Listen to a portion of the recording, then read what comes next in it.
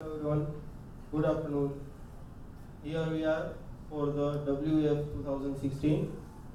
The current session will be going on about the Watch Out the Border Girl, which will be represented by the Patricia Hernandez. She is the co-founder of the Tres por Dos Grados from Mexico. Okay. So next, Miss Patricia will be represent all the topics and the things about you. Thank you. Thank you very much. Thank you for the presentation. Your name is? Chigar. Thank you, Chigar, for the presentation, and thank you to my public attending. It is an honor and a privilege to be standing before you. Thank you to those joining me. I have to be honest, this is my first time as a keynote speaker. I am a little nervous, but it is from all the planning from this trip since February and preparing this conference to present to you. Before I continue, I want to thank the All Ladies League for giving me the opportunity to present at this Women Economic Forum, sharing my story and knowledge with other magnificent women. This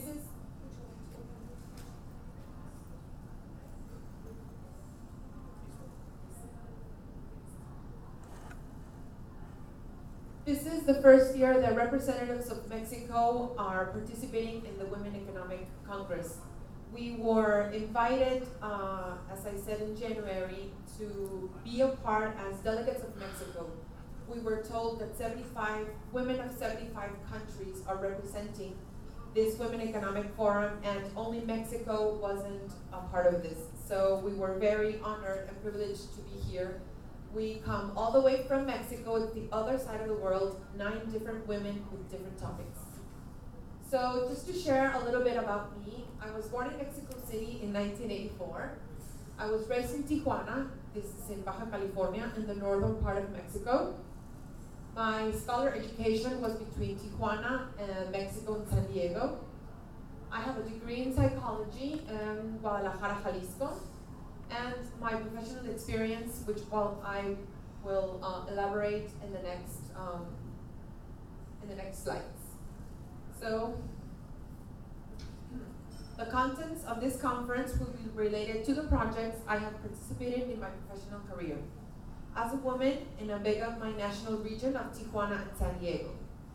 Going back and forth has been a lifestyle I have been accustomed to since I was born. Being binational, bicultural, and bilingual is my main description. I was born in Mexico City, I have said, and in May of 1985, my parents moved to Tijuana in search of a better opportunity. Back then, I would not have imagined I was to be living in this great region. This region speaks a whole other language, in culture, business, economic, and in general, a different way of life. As a psychology major, but as the years passed, I fell into a great passion of sponsorships and sales. I found my vocation in my first job, the first experience into the real world. I attended 6 different schools.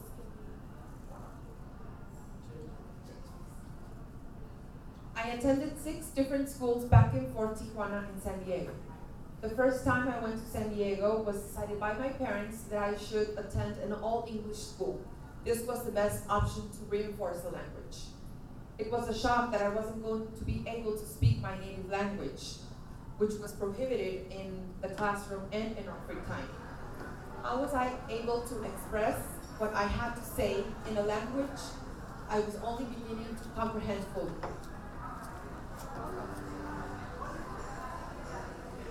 My friends were now Mexicans living in Tijuana, Mexicans living in San Diego, and Americans living in San Diego. After a few months speaking in both languages, it was absolutely normal. I would hang out with them after school, and I had both plans in both parts of the city, and I had movies in San Diego and parties in Tijuana. I grew accustomed to this. It became part of my routine, and I obviously saw it natural. I began to acquire Mexican and American traditions. I started celebrating Martin Luther King Day and Dia de la Independencia as well. No wonder when I visited my family in Mexico City, when they asked me how I was, I spoke both languages, and they called me apocha, which is a slang term used for people who speak both languages.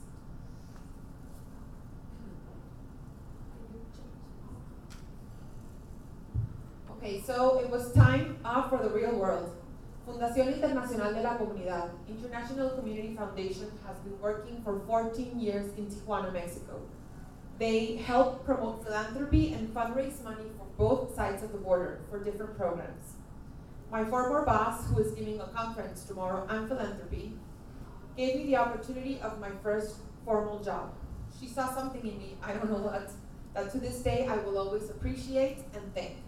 I wasn't aware of the experiences and learning that was coming. At FEED, I was in charge of raising funds both internationally and locally. My main public was the industry sector on both sides of the border, trying to open up the industry sector to help in social programs in Tijuana. I had to put to practice all that scholar education. Having a psychology degree was a great tool in the business sector. I found it incredible to move back and forth countries. Learning as a businesswoman, you start feeling the sense of empowerment and value. You never know what you are made up of until you experience real life situations day by day. Every day I learned and discovered a different side of me, and I loved it. One of these things I loved the most about working here was that all of the employees were women. Each had a specific role. With different backgrounds, I had the privilege of learning so many things from each one that to this day I still carry with me. Anita taught me humility. Rosie taught me perseverance. Toñé taught me self-worth, and each one on a different trait that has helped me grow emotionally. And with all of this said, I would like to share one of my favorite quotes from tennis player Serena Williams.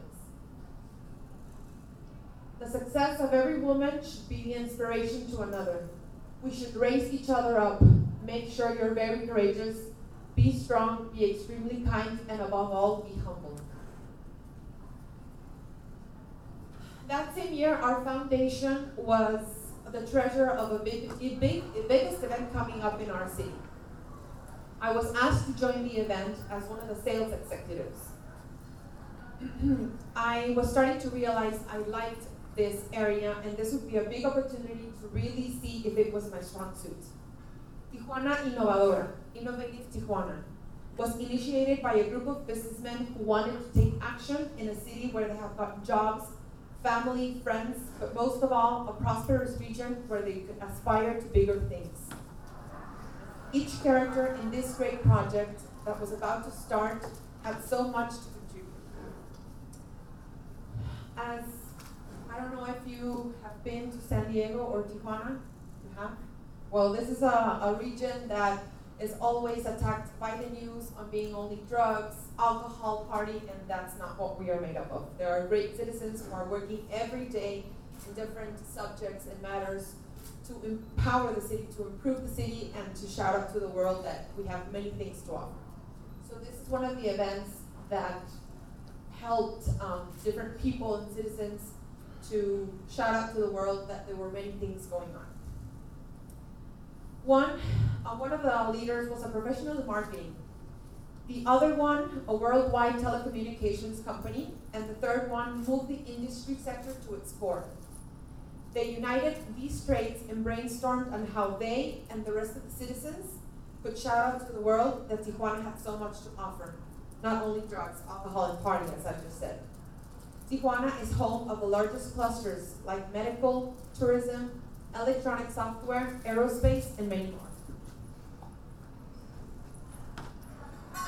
The Toyota Tacoma, the truck, is assembled in Tijuana, exported here to Asia. Components of the heart bypasses that are used in heart surgeries are mostly fabricated in Tijuana. Orthopedic products, turbines, thermometers, headsets for astronauts, all made in our region. We invited Al Gore. Fortunately, he said yes. Francis Fukuyama from Stanford University.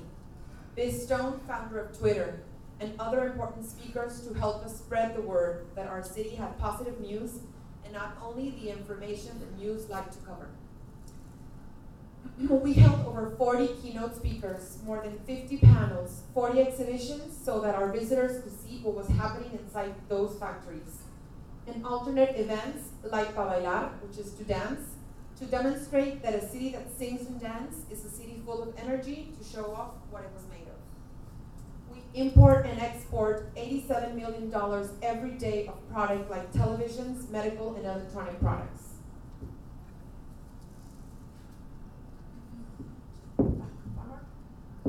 This picture is an example of two of the exhibitions in 2012. We had brands like Kyocera, Toyota, and Sony that are showing off the products that were fabricated and distributed in our city. We had 40 exhibitions throughout the venue, so students, entrepreneurs, businessmen, and public in general could visit and have an interactive and dynamic experience. The event lasted 11 days. It was full of activities and exhibitions to see. At 6 p.m. on the 5th day of the event, it was planned to dance in different venues, in iconic venues all around the city. At 6 p.m., a song would start and the whole city danced to a choreography that was rehearsed months ago. This is a picture of the people that were reunited in one of the venues. And this was 2010 and 2012. So I continued working in the foundation all throughout 2011, raising funds, and the event was decided to hold its second edition. It had such a good response that the coordinators felt the moral obligation to go for round 2. Again, I was asked to lead sales in the department. We showed the world what our city has to offer. And now it was time to turn the heads of our sister region, San Diego, California. We created a binational department with lead organizers who could help us bring San Diego's to turn their heads to south of the border. It was impossible to believe that only 6% of Americans living north of the border had never crossed to Tijuana, just 6%. California's economy is strong because of Mexicans, and we needed to strengthen alliances, not only in the shopping district. And we held events for binational networking. We also needed to promote new vocations for the young that had a different vision of life. There are so many careers that can be explored, not just being a lawyer or an engineer. We held over 70 free workshops dedicated for different sectors. All these workshops were for free. In each edition, we gave students the opportunity to volunteer in all of the areas of the organization. We had over 300 students in each edition.